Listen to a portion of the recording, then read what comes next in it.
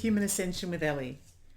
Today's episode is going to be a little bit complicated, and it's also going to be a continuation, part 2 of a 3-part series. So a continuation of what we discussed last week. So if you want to get a full understanding of everything in this series, and of course today, I suggest you also go back and check out last week's episode. But let's briefly recap our discussion from last week so that we can remind ourselves of the context that we're left with in today's episode. So last week, we began the journey of understanding the concept of the foundational wisdoms and theories of theosophy. And we did that by getting to know Helena Blavatsky, who is the founder of theosophy and the author of 2 very important books, one of which we're going to be talking about today. Theosophy is an esoteric doctrine that blends together elements of religious philosophy and mysticism. The word theosophy comes from the ancient Greek word theosophia, which means wisdom of God. And theosophy is a philosophy that dates back to Rosicrucianism and early Freemasonry, along with Gnosticism and Neoplatonism, so all the isms. Now, I just want to stop here for a second and linger on one aspect of something that I said. Theosophy comes from the ancient Greek word theosophia, and theosophia means wisdom of God. And when you break that word apart, the word theo, or the theo part of the word, means wisdom, which means the Sophia part means God. So that means what? God's name was Sophia? The reason why I wonder, and we may have to come back and look at this on another episode, during another episode, is that there is possibly reason to question whether God is actually a woman by the name of Sophia, because apparently in mythology, Sophia is the Gnostic Great Mother, also known as the Sophia. She's associated with wisdom and creation, and is considered to be the goddess of heaven and the mother of the stars. So we're going to come back and look at Sophia on another occasion because I think she sounds fascinating. But more about her some other time. For now, let's return to our current train of thought. Last week, we talked about Helena Blavatsky, a Ukrainian-born mystic who, along with a few of her friends and fellow enthusiasts of all things occult, by the name of Henry Olcott and George Felt, well, the 3 of them co-founded the Theosophical Society in around the 1870s in London. Now, Helena had a lifetime of world travel. She searched for ancient wisdoms and insight into the occult. Helena had an insatiable interest in Eastern spiritual belief systems, and after meeting a man that she described to be her ascendant master, she believed that it was her life's critical mission to write what turned out to be 2 highly influential books on the topics of spirituality, the creation and workings of the cosmos, and the creation and evolution of humanity. One of Helena's books in particular, which she called The Secret Doctrine, was written with the aim of demonstrating the flaws in humanity's current scientific kind of explanations about how humanity existed in its evolution into the present day. Helena's writings and the teachings of theosophy outline an entirely different origin from which humanity has evolved. And today, that's what we're going to be talking about. We're going to be learning more about this evolutionary cycle, which I did briefly touch upon in last week's episode. Mostly I covered Helena's background and her biography, basically. So to begin our discussion today, there is one thing that we need to make sure we realize right from the beginning, because everything sits within this framework. Everything exists within a cycle of life and death according to Hindu cosmology, which is what is very central to the theosophical belief system. Each cycle is defined by duration or age, which continuously circles around onto itself in a spiral formation so that it's continuously in motion. But each cycle is never exactly the same as the other cycles in the evolution.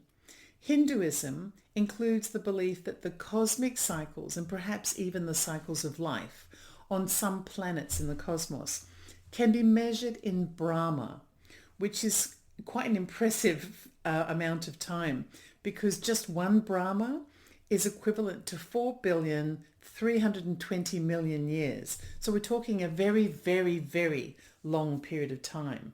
But in order for our discussion today, for us to be able to understand our discussion today, there's a smaller cycle that sits inside Brahma 14 times, and it's called Manvantara. Manvantara is just over 308 million years long, and it's relevant to today's discussion and also to the cycle of humanity that's described in Helena Blavatsky's book. I guess you could say that humanity, according to Helena Blavatsky's book, evolves here on Earth for the duration of one Mantara in total. So that's 308 million years. And humanity is already about halfway through the process, according to Helena Blavatsky. We've already been here for just over 100 million years, and we're somewhere in the halfway region.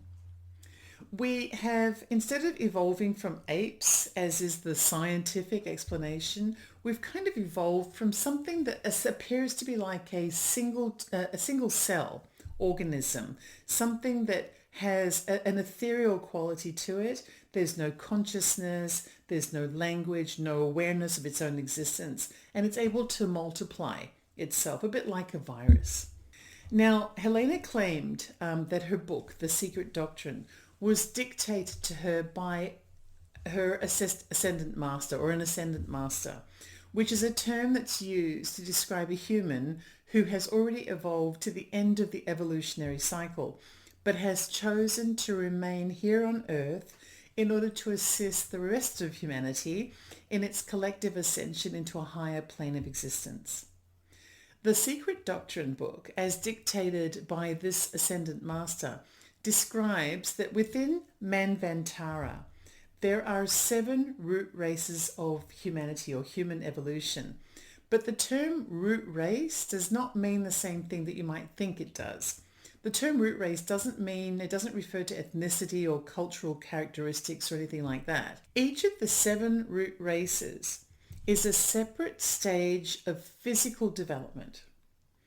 Each root race has to travel through 7 rounds of a cycle, which equals 1 completion of Manvantara. So what this means is that humanity must travel a total of 308 million years of evolution in order to achieve a single Manvantara of evolution. Once that Manvantara has been achieved, humanity will begin a new cycle of evolution in one of the other globes in the cosmos, because we are currently on globe D, which is Earth, and it's the 4th globe in a possible 7 different globes. So there are 7 root races and 7 different globes in which root races may experience their evolution. We're currently in the 5th root race, and we're evolving on the 4th globe, which is obviously the globe called Earth. So let's go further. The 7 root races of humanity were very briefly described in last week's episode. Root race 1 is an ethereal stage of existence that has no physical form and no aspects of consciousness or intelligence or anything. It reproduces by multiplying itself, a little bit like a virus, as I said. Root race 2 is also known as the Hyperboreans. This second root race also has an ethereal body, and it was beginning to develop a minor concept of intelligence or awareness. The Hyperboreans, the second root race, they reproduced by releasing a vital fluid that formed an egg shape in which the fetus of the next generation could develop without having to be inside the body of its host creator. The second root race, the Hyperboreans, are said to have lived in the region of Earth that is now the North Pole, although it was in a different place at that point because the Earth's axis has changed over time. The ethereal form of this second root race was not absolute though, and as it continued to evolve, some aspects of physicality were beginning to form. So the next root race was the third root race, and that's what we call the Lemurians. This third root race evolved over time from an almost entirely ethereal form into what ended up closely resembling a physical form that we might recognize today. The Secret Doctrine book describes how some of the world's indigenous populations have evolved from side shoots of this third root race of Lemurians. However, this root race also developed other offshoots which built great cities. The Secret Doctrine says that for a time, Lemurians of the third root race coexisted with dinosaurs, but that they also expanded long enough to live in civilizations more advanced than the Greek, the Roman, or even the Egyptian civilizations that we know of today. The landmass that this third root race lived in extended all the way from Australia up through the Indian Ocean and Africa, from Madagascar to Ceylon and Sumatra. They resided on what was at the time a massive continent that ultimately sank into what is now the Pacific Ocean. Lemurians continued to retain an ethereal element of psychic abilities and did not communicate with language during most of their evolution. They did, however, as the stage continued, they did evolve away from fertilization of an egg outside of the body, and they did develop sexual reproductive processes. Now, they were replaced by the fourth root race, which the Secret Doctrine refers to as the first completely human species in physical form, and the stage of evolution that precedes the one that we are currently in today. The Atlanteans are believed to have existed in this stage of evolution. They had completely physical bodies, reproduced in the same way that we do now, but were much larger than humans are today. In ancient scripture, actually, a giant race of titans and heroes is mentioned, and it's believed that these were the Atlanteans, which were the fourth root race.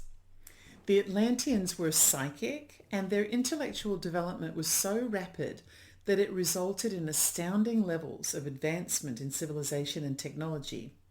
Atlantis comprised of many different nations and language dialects.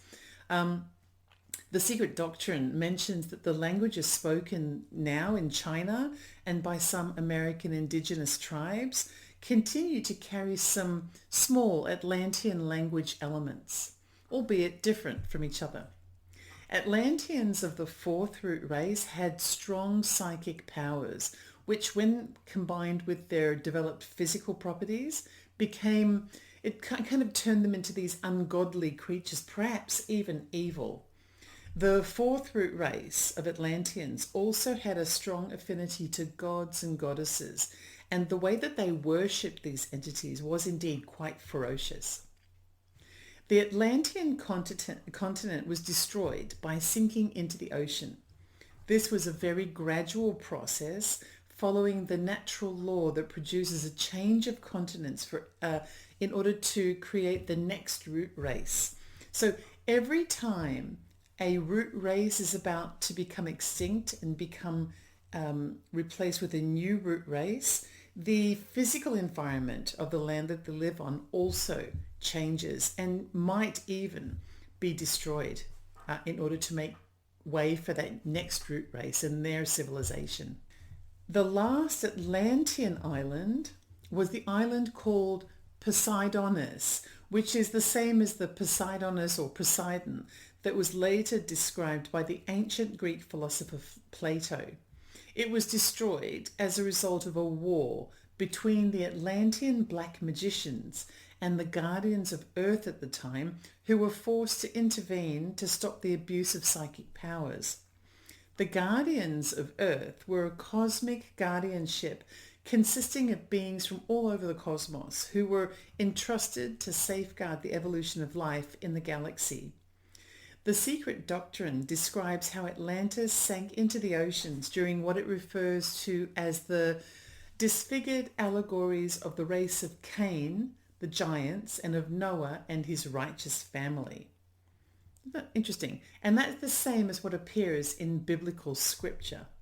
So I remember when I was doing episode 1 of this show, there seemed to be some kind of a connection there between the works of Plato, Edgar Cayce, and the theories of Atlantis, and also things like the Great Flood that appeared in biblical scripture. And it appears that this theosophy doctrine by Helena Blavatsky that's outlined in the Secret Doctrine coincides with that as well. So this is what Helena Blavatsky wrote in her book about the days immediately prior to the destruction of Atlantis. Now, she did write in quite a complex kind of prose, a little bit similar to what you'd see in biblical scripture.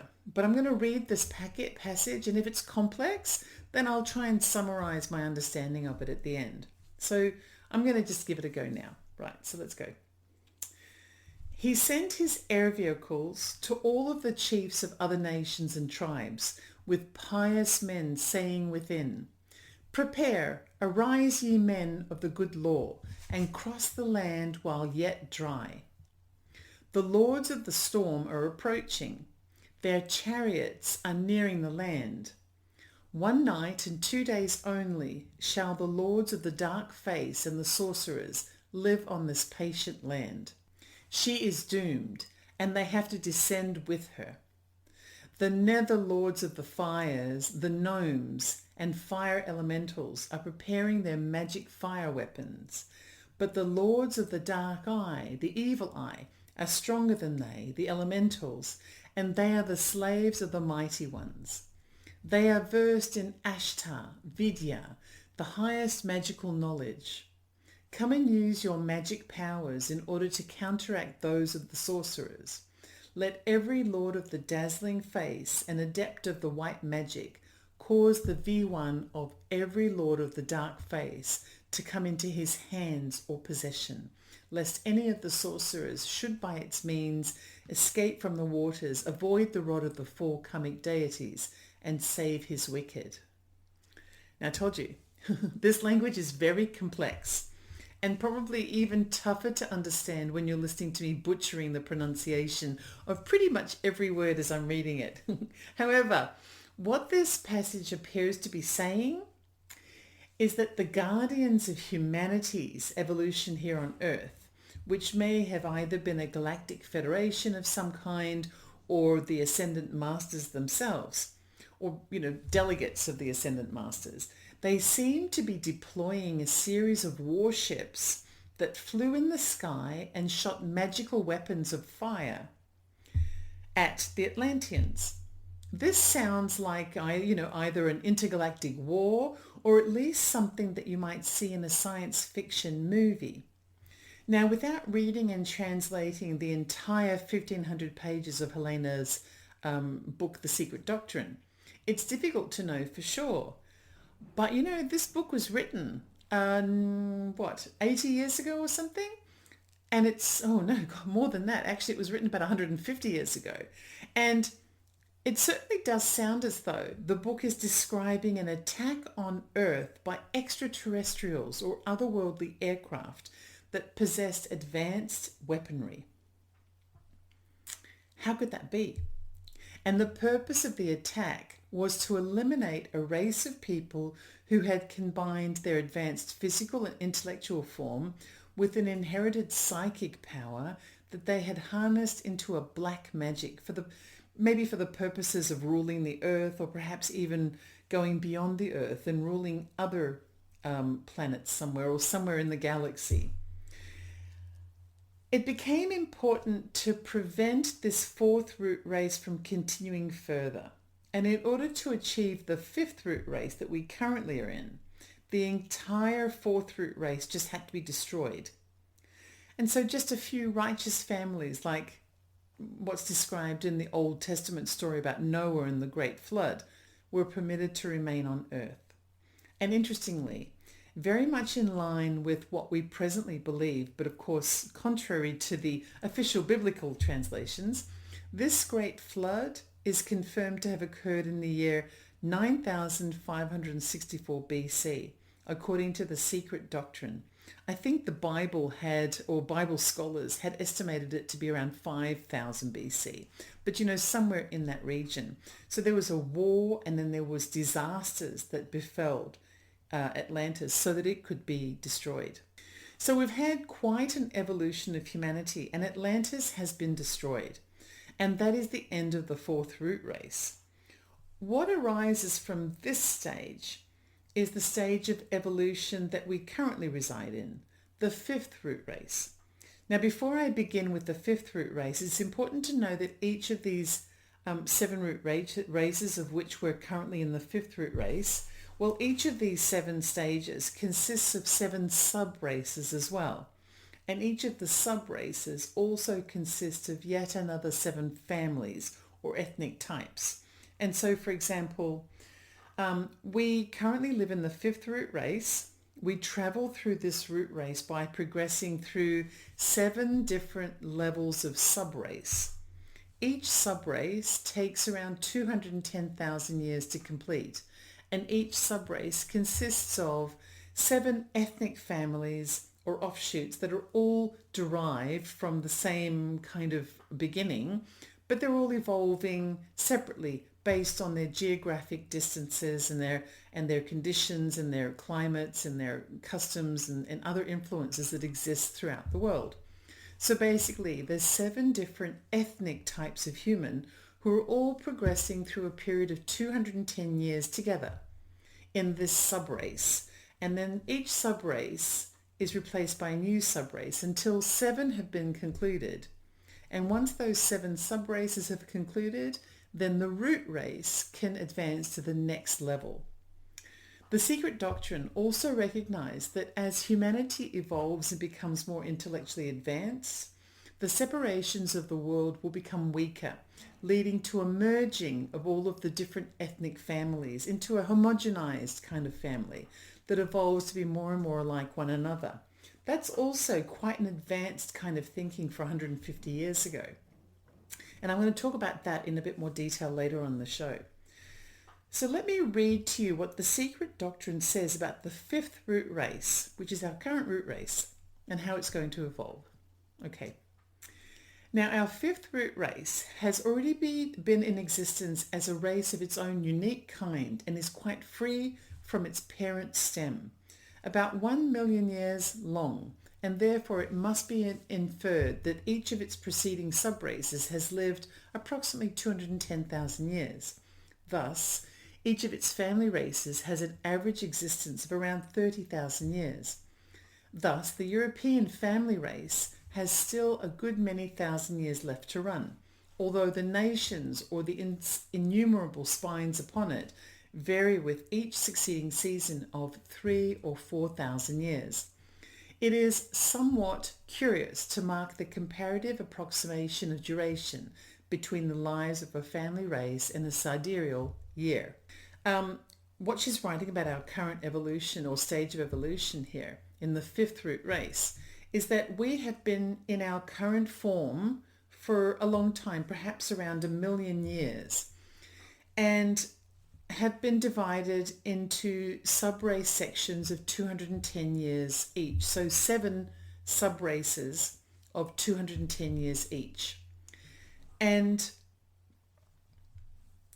our 7 different families within those subraces have all evolved in subtle ways that would usually cause them to differ from more and more as time goes on, because, they all go off into different geographic locations. Remember, we're talking about Helena's book, and it's discussing the evolution of humanity that traces back millions of years, long before things like ships and aeroplanes and the internet and all of the other modern things of life existed.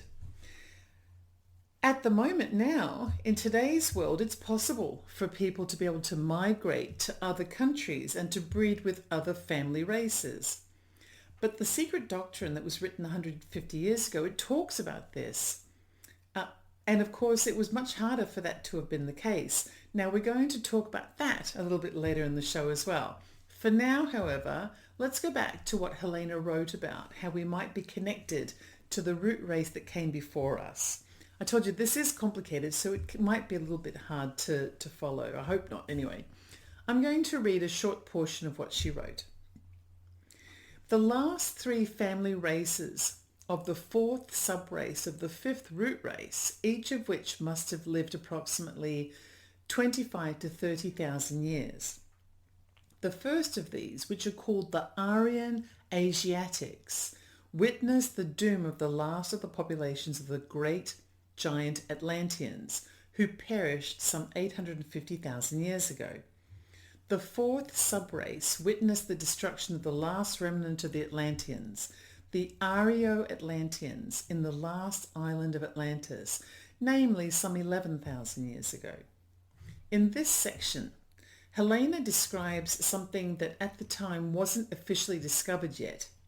She talks about a civilization of giants that lived 850,000 years ago, and they were closely related to and lived among, for quite a long period of time, a smaller version of people, or a smaller version of humans. And these people, whether they were giant or simply human of the size that we might consider to be normal, in the normal range, well, both of those different sized humans were Atlanteans, but different kinds of Atlanteans, and they lived together. They slowly began to die off, though. First, the giants. The giants began to die off from about 850 million years ago, and later, through a kind of self-destruction, then the ordinary, normal human-sized Atlanteans also died. But they had kind of turned and become almost evil, and they had to be destroyed. But there's a combination here of the natural disaster and also the war patterns and also an element of self-destruction. Now, this is a really interesting series of passages in the Secret Doctrine because it was written 150 years ago, and it talks about something that people didn't really know about until later. In particular, was the discovery in the West Bank region of a series of tablets called the Dead Sea Scrolls, tablets and scrolls called the Dead Sea Scrolls. And among those was the Book of Enoch. Now, the Book of Enoch, I believe it was 1946 when these were found. The first batch of them were found because they were found a number of different times all the way through to the 1950s. But the Book of Enoch goes into depth about the sons of God, otherwise known as the giants that lived on the earth. And they're referred to quite sparingly in the Old Testament, but the Book of Enoch talks about this in quite a lot of detail that's very similar to how Helena discusses them in the Secret Doctrine. Now, the reason why I find this very interesting is because the Book of Enoch was found somewhere in around about 1946 to 1950, but Helena wrote her book before that. And when the Book of Enoch was found, Helena Blavatsky had already been dead for 50 years. So how did she know enough to be able to incorporate so much detail about this in her book? Because she did. She provided a lot of detail. Remember that Helena always claimed that the Secret Doctrine was dictated to her by her Ascendant Master. And what Helena says in the Secret Doctrine is that the earliest of us here in the fifth root race, well, we actually got to witness the destruction of the previous root race, the people of Atlantis. So right now, where we're living in the fifth root race, we're actually at around about the halfway point of our existence. And according to Helena's book, The Secret Doctrine, we are beginning to descend downward in our evolution, which is a necessary direction of travel as we move forwards towards our extinction and our replacement with the next root race, which of course is the sixth root race. But don't worry, because according to the book's calculations, it's not going to happen for thousands of years. We still have a long way to go. The way that the Secret Doctrine describes it is that in order for the next root race to appear, the previous root race has to be destroyed in order to just continue to move forward. But the process takes hundreds of thousands of years to actually happen. And so it means we have plenty of time to go. It's important to note that the current root race that we exist in is called in the Secret Doctrine the Aryan race. Now, Aryan is a term that is almost exclusively used to describe white supremacists these days. And it's largely because of a mistranslation that took place of Helena's book that this is the case. And I'm going to talk about that today, a little bit later in the show. But if we take what Helena Blavatsky originally wrote in The Secret Doctrine and interpret it as it was intended, then the term Aryan is far more innocent. Aryan is an English word derived from Sanskrit, meaning noble or distinguished, and it was used by the ancient Indic people, also known as the Indo-Aryans, to refer to themselves. Most of them are today native to the Indian subcontinent. In theosophical literature, this term is used to designate the fifth root race. So all of humanity that sits within the fifth root race is labeled Aryan in theosophical terms.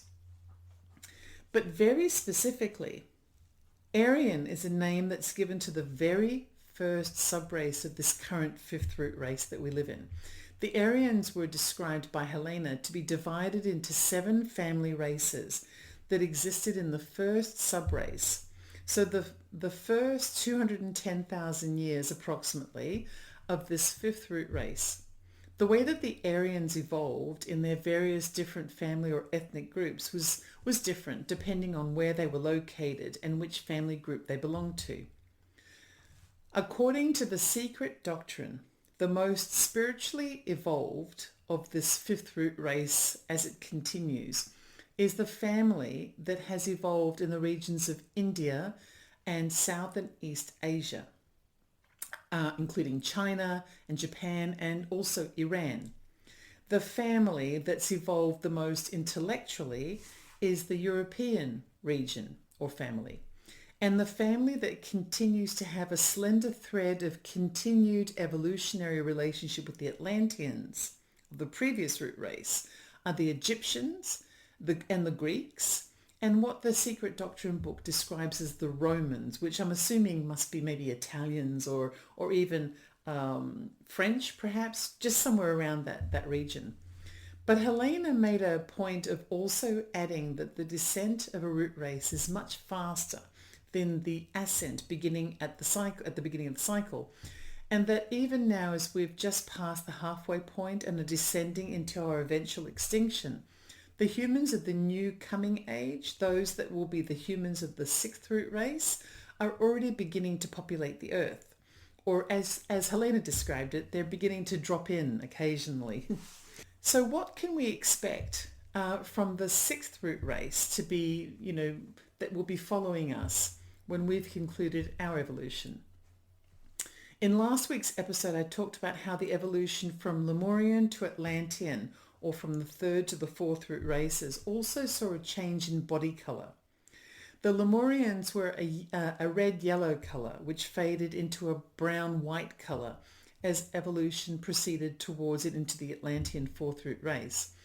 But as coincides with the early description of how some of the indigenous people of the world have continued to host slight fragments of the subraces and family groups of previous root races, the colour of the skin has sometimes been some of those fragments. The Secret Doctrine says that as humanity travels along the evolutionary path of this fifth root race, and as it enters into the second or third subrace that it still has left in the cycle, the differentiation between skin colours will become less and less as people migrate and integrate. The white skin colour will actually eventually disappear entirely, and the overall colouring of human skin will become darker as it absorbs the genes of darker ethnic or family groups. That's quite prophetic in nature, because remember, the Secret Doctrine was written 150 years ago when there wasn't quite so much of the merging of the different ethnicities. Now, the Secret Doctrine also said that a number of nations that currently exist will also disappear with the passage of time. I know that one example was that Britain and France were examples of that, and that their land masses will sink into the oceans as time progresses. But this will be a temporary phenomenon, because it's also described in the book that these same land masses will also reappear almost 1,000,000 years later towards the end of the sixth root race. There'll also be a change in the lifespan of humans. As we evolve into the sixth root race, our lifespan will become longer, primarily due to intellectual and technological advancements that Helena really would have had trouble knowing about during her lifetime, because things like those advancements of medicine and things like that didn't exist at that time, but it does now. And the merging of ethnic races plus the advancements of medicine, which prolong the human life, are things that we see all around us now. As humans enter into the sixth root race, they will be living for around 200 years. But this will rise to 300 years and then 400 years by the time the sixth root race has travelled through its first few sub-races. As the sixth root race continues, sexual reproduction will end, and in fact all reproduction will eventually end. Instead, there will be no divide between genders, and everyone will be manifested in their adult form and will continue to live in this never-aging adult form for all of their lifespan. This change for humanity will continue into the seventh root race too, and will last for the remainder of humanity's Manvantara on Earth. By the middle of the sixth root race, both land masses of Lemuria and Atlantis will rise back to sit above sea level.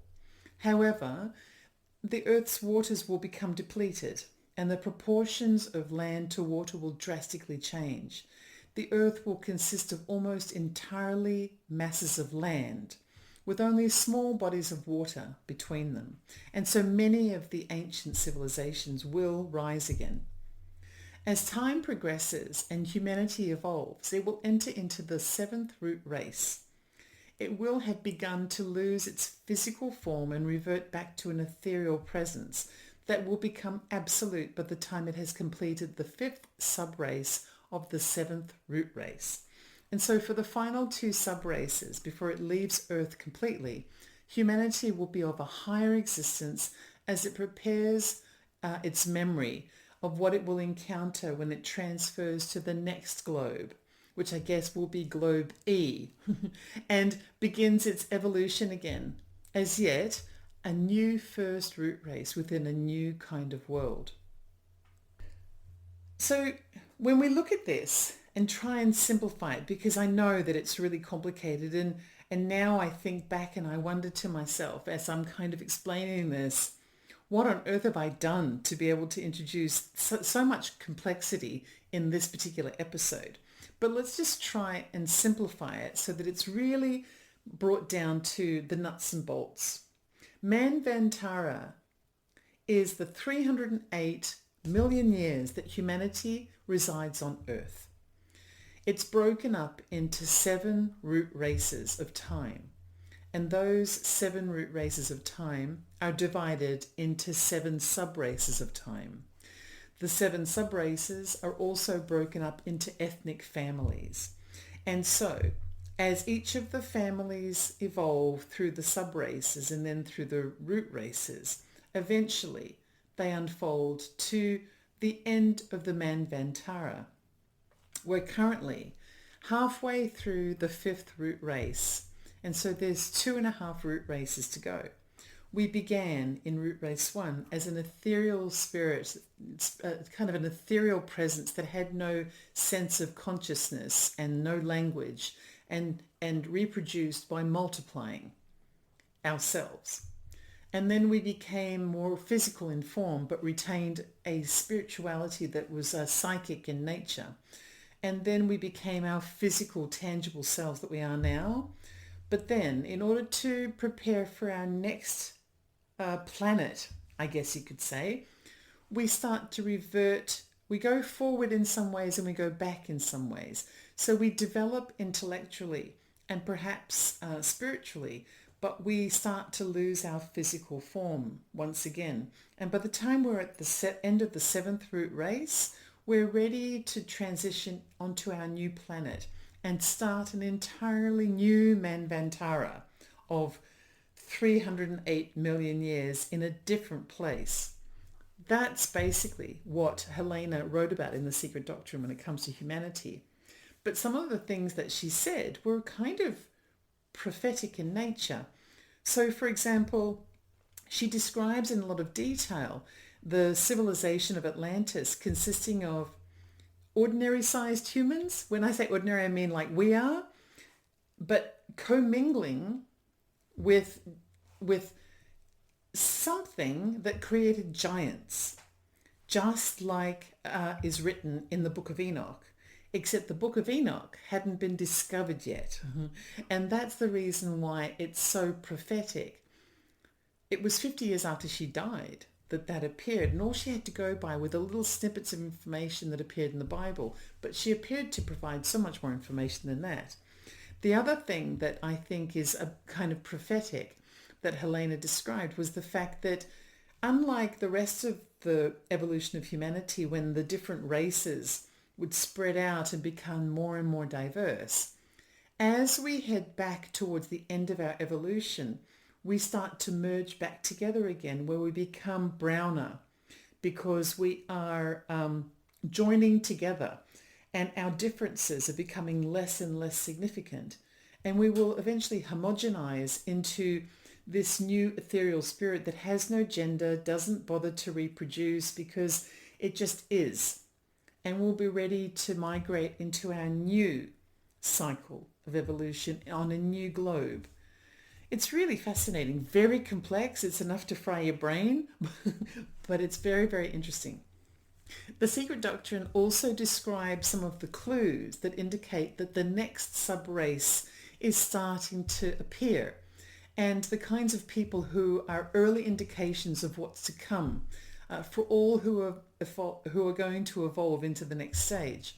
It describes the process of spiral-shaped cycles of evolution, and it calls them rounds. So I'm just going to read a passage about these rounds. Every round brings about a new development and even an entire change in the mental, psychic, spiritual and physical constitution of man.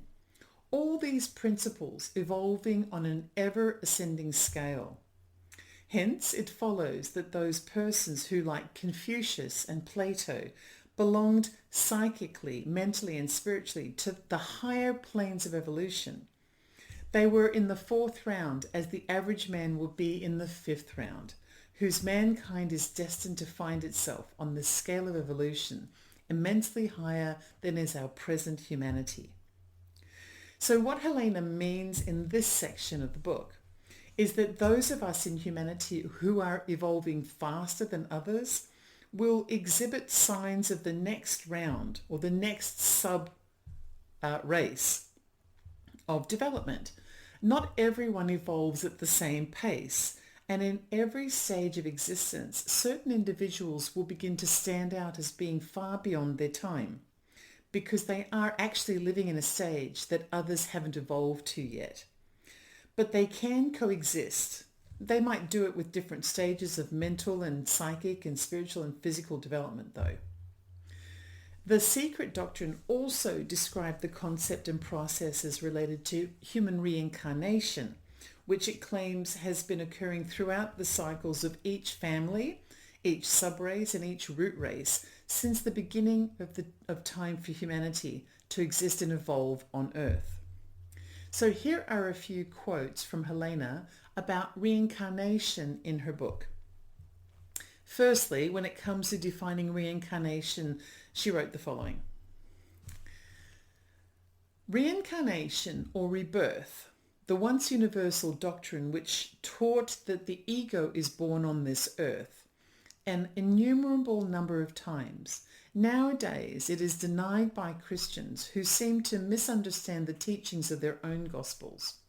Nevertheless, the putting on of flesh periodically and throughout long cycles by the higher human soul or ego is taught in the Bible as it is in all other ancient scriptures, and resurrection means only the rebirth of the ego in another form. It is the personal ego wrongly believed by the spiritists to be reincarnated with its personal consciousness a number of times that appears upon this earth, but once, while the individual spiritual monad, which, like an actor who, although appearing in and impersonating every night a new character, is ever the same man, is that which appears on earth through the cycle in various personalities. I've tried to understand everything that I've been reading, and it has been a real workout for my brain. But what Helena is describing here is in fact three different elements of humanity that coexist at once in order to produce a single person. Firstly, there's the soul, and the soul is not unique to the person. The soul of an individual is actually a single soul that every person is from. And each person is merely stretching their aspect of the soul so that it can reach onto earth for the span of their lifetime, after which it returns to that single source space and awaits its next lifetime kind of experience. The soul is like a body of water that is always a single body of water, regardless of how shallow or how deep it is. Next, Helena talks about a person's spirit.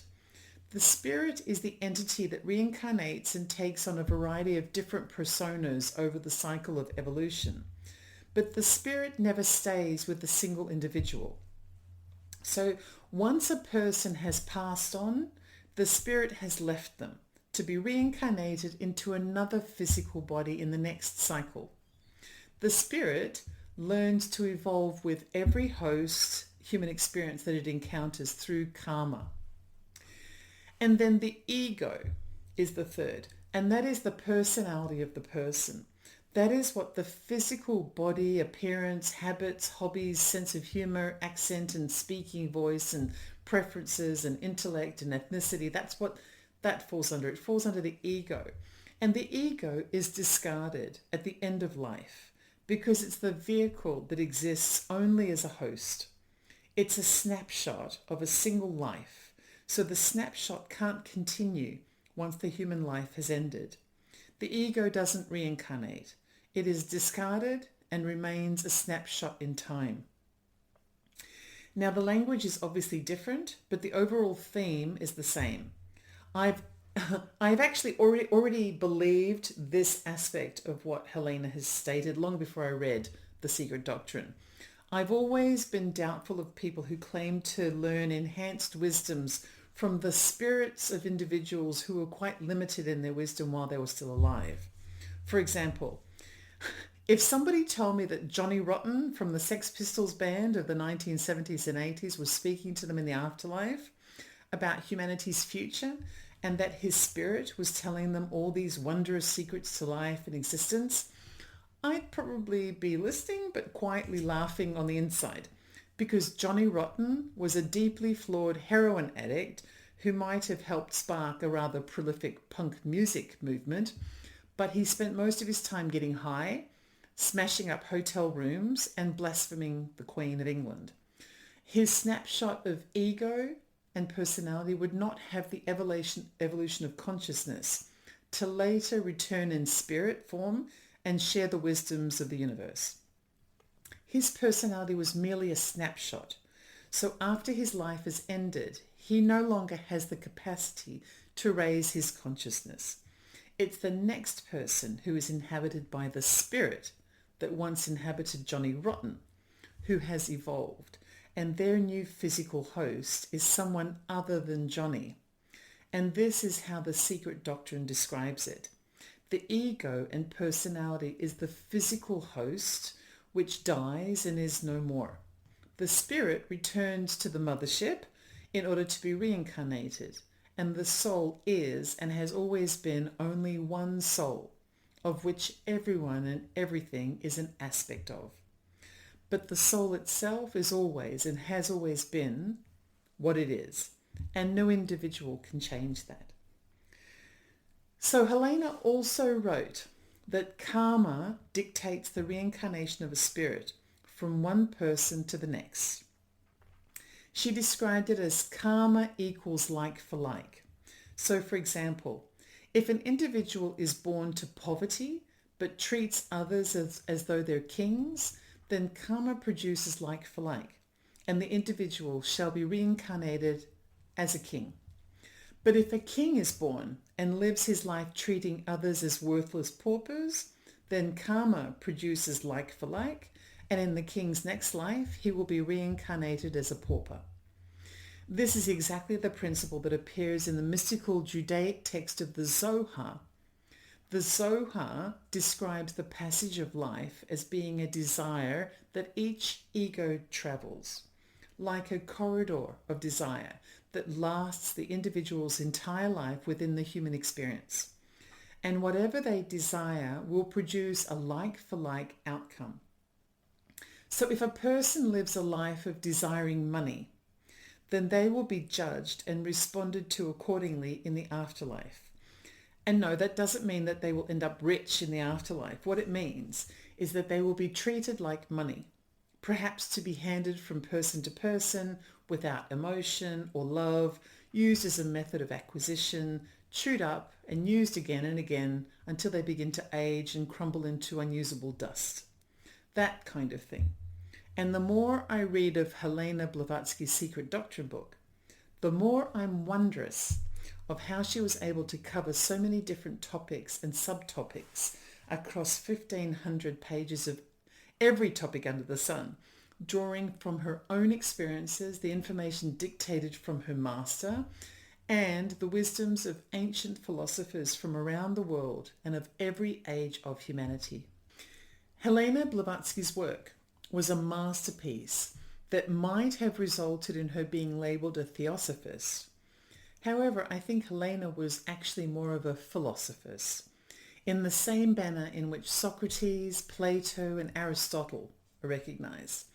And her works were a doctrine or theory of theosophy, in the same manner in which Plato is known for his work on metaphysics, and Aristotle is known for his work on ethics. But of course, Helena was a woman, and so instead she was often called willful, or a liar, or a storyteller, or a fake psychic, or a prostitute, when in fact she was a philosopher, just like the other philosophers. And she introduced the philosophy of theosophy, which has continued to stand the test of time 150 years after the Secret Doctrine was written, and becomes more and more relevant as advancements in the study of human consciousness continue. I have a feeling that if Helena could see what was ultimately done in her name just a few decades after her passing, she would be rolling in her grave.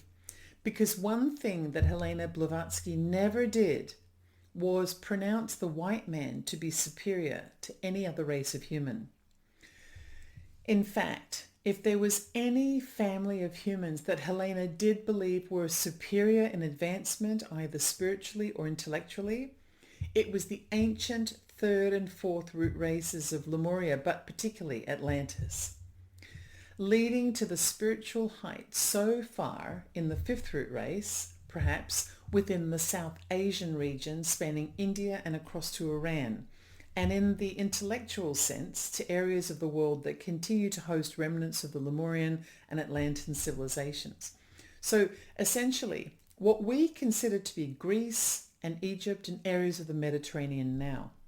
There is absolutely nothing in the Secret Doctrine that claims that the Germanic Aryan subrace or family race was superior to any other race. However, nearing the end of the 19th century, and just shortly after Helena Blavatsky had passed away, an Austrian man by the name of Guido von List took an interest in theosophy and began studying Helena's work. List was an occultist, a journalist, a playwright, and a novelist. He was born to a wealthy middle-class family in Vienna. At around the age of 30, he abandoned his childhood faith of Roman Catholicism to pursue a devotion of a pre-Christian pagan Germanic god called Wotan. During a year-long period in which Liszt was suffering from temporary blindness, he worked on expanding the books that Helena had produced in her lifetime. But unfortunately, very unfortunately, Liszt was a bit of a racist. He was anti-Semitic and he reinterpreted Helena's work along those lines. Or perhaps it's more accurate to say that he rewrote her work and then claimed it for himself. And in every instance in which Helena had referred to the Indian Aryan subrace family of humans, Liszt just changed it to German Aryan subrace family of humans. Yeah, he just switched it all from Indian to German. And then he developed his new concept into a nationalist ideology that he propagated when he founded his own esoteric society, which he called the Liszt Society.